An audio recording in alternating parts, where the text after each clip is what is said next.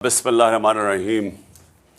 محمود خان اور سارے میرے پختونخوا کے ایم پیز، اور مجھے نہیں پتہ کہ ایم این ایز بھی ہیں، لیکن جو سارے ممبر آف جو پروونشل اسمبلی کے جتنے بھی ہمارے ارکان ہیں، میں سب سے پہلے تو آپ سب کو یہ واضح کر دوں کہ جو میں نے کل پنجاب اسمبلی سے اپنے جو پارلیمنٹری پارٹی سے ایڈریس کیا تھا، تو اس میں ایک غلط فہمی ہوگی، وہ میں ذرا آپ سب کے سامنے پہلے واضح کر دوں۔ غلط فہمی ہوگی ہماری اپوزیشن کو، یعنی ہماری جو گورنمنٹ میں بیٹھی ہوئی ہے اور جو پی ڈی ایم کے لوگ ہیں۔ دیکھیں، ہم نے فیصلہ کر لیا ہے کہ ہم نے یہ اسمبلیوں سے کے پی اور اپنی پنجاب کی اسمبلیوں سے ان کو ڈیزالو کرنا ہے اور الیکشنز پہ جانا ہے۔ ہم نے صرف ان کو پی ڈی ایم والے لوگوں کو ان کو ایک پیغام دیا کہ دیکھیں 66% پاکستان میں الیکشن ہوگا جیسے ہی ہم اپنی یہ دو اسمبلیاں ڈیزالو کریں گے۔ اب 66% پاکستان میں جب الیکشن ہوگا تو جو فیڈرل گورنمنٹ ہے وہ تو اس کا تو کام کرنا ختم ہو جائے گا، کیونکہ وہ تو سارے الیکشن میں چلے جائیں گے۔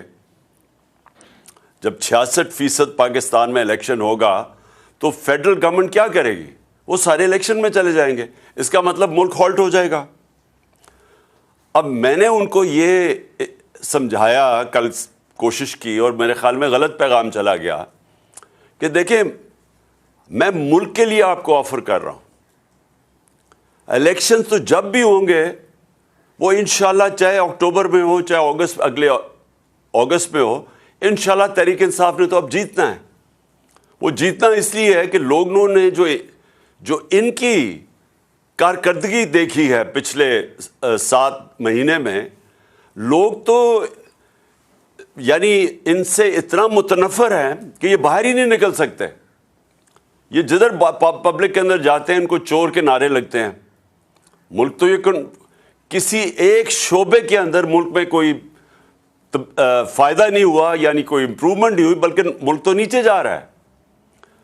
سارے جو ان کا جو اپنے 2 بڑے فائنانس منسٹرز جو ان یہ لے کے آئے تھے اور یہ تجربہ کار لوگ تھے، وہ اب آپس میں لڑ رہے ہیں۔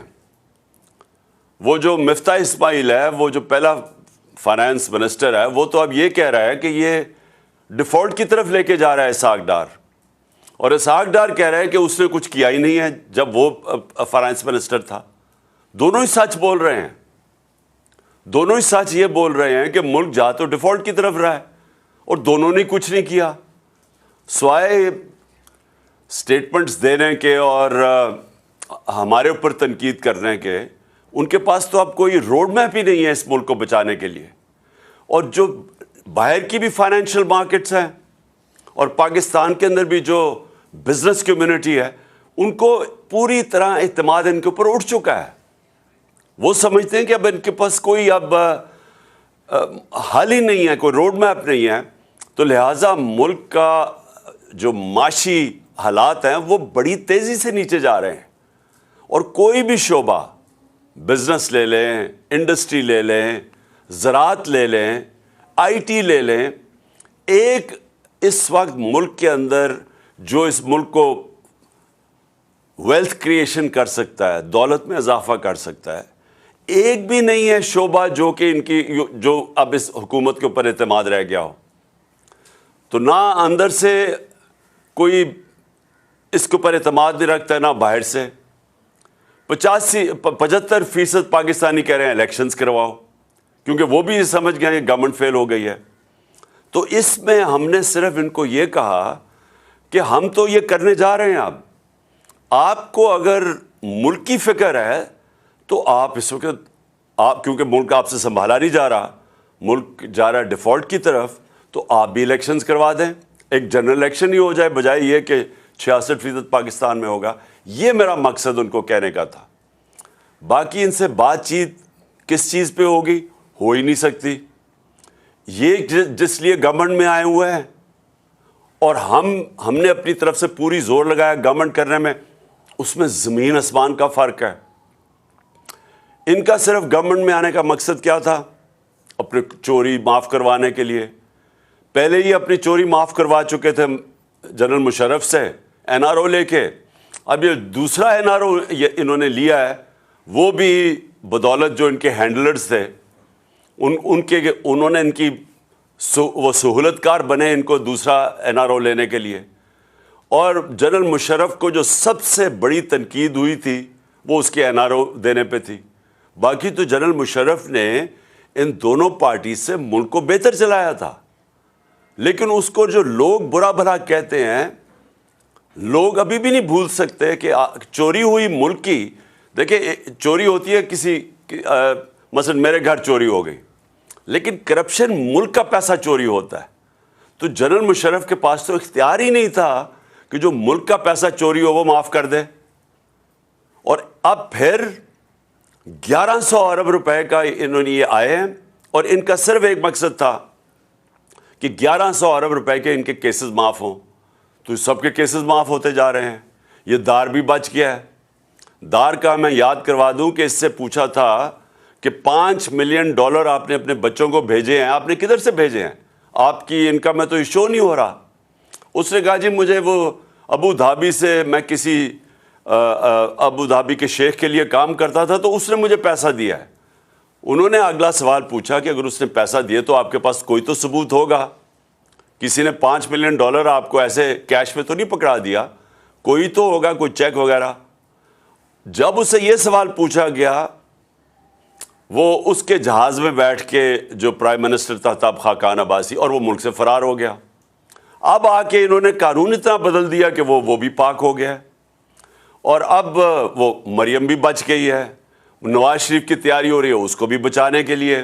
آصف زرداری کے کیسز وہ ختم ہو رہے ہیں. 1100 ارب روپے کا ملک کو ڈاکہ پڑ رہا ہے. اور یہی انہوں نے ابھی تک, اگر ان کا کوئی کارنامہ ہے تو وہ ہے کہ اپنے کیسز معاف کروا لیے ہیں. اور اس کا جو دوسرا ان کی کوشش ہے کہ کسی نہ کسی طرح عمران خان کو ڈسکوالیفائی کریں, کسی نہ کسی طرح پی ٹی آئی کے لوگوں کے اوپر کیسز کریں تاکہ ہم ناک آؤٹ کر دیں, یعنی ٹیکنیکل ناک آؤٹ کر کے تو ہم کسی طرح الیکشن جیت جائیں, اور یہ نہیں جیت سکیں گے. تو ملک کا اس وقت ضرورت یہ ہے کہ سیاسی استحکام آئے, اس کی وجہ سے معاشی استحکام آئے گا. سیاسی استحکام آ سکتا ہے صرف ایک طریقے سے, وہ ہے الیکشنز. اور اسی لیے آج 75% قوم اس چیز کے اوپر آ گئی ہے کہ الیکشنز کے علاوہ کوئی دوسرا راستہ نہیں ہے.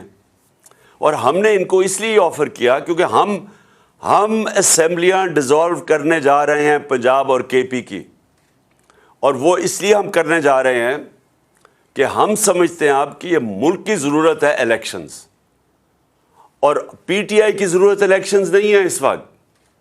پی ٹی آئی تو انشاءاللہ جب بھی الیکشنز ہوں گے تو ہم جیت جائیں گے, بلکہ جتنی دیر یہ بیٹھے جا رہے ہیں اسمبلی میں, ان کا تو گراف اور تیزی سے نیچے جا رہا ہے. تو ہمیں تو فائدہ ہی فائدہ ہے کہ اگر الیکشن ڈیلے بھی ہو جاتے ہیں.